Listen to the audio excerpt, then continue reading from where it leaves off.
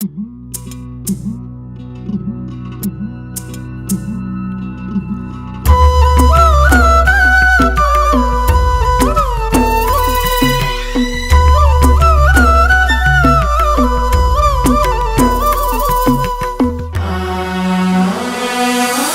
कथा सुनाते हैं शिव महापुराण की। हम कथा सुनाते हैं शिव महापुराण की। देवों के देव महादेव भगवान की। देवों के देव महादेव भगवान की। ये कथा है अमृत जीवन में वरदान की। ये कथा है अमृत जीवन में वरदान की। देवों के देव महादेव भगवान की। देवों के देव महादेव भगवान की।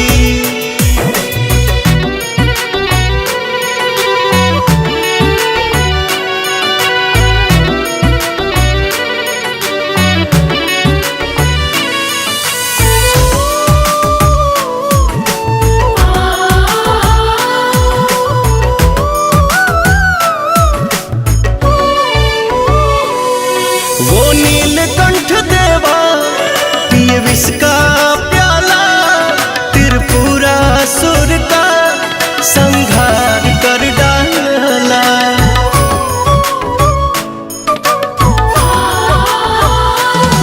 वो नीलकंठ देवा पिए विष का प्याला।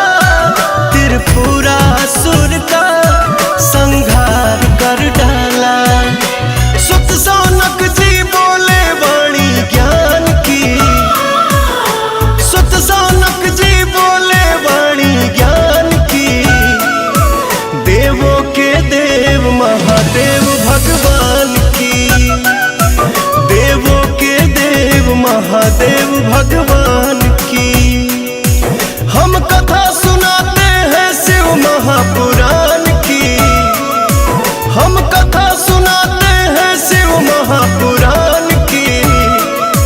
देवों के देव महादेव भगवान की।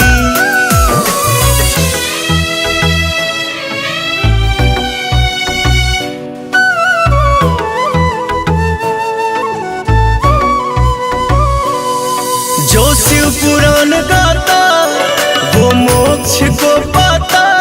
शिव महागुरु महाकाल हम सबके हैं दाता।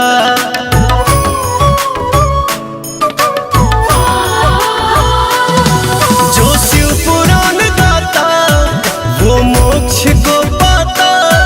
शिव महागुरु महाकाल हम सबके हैं दाता।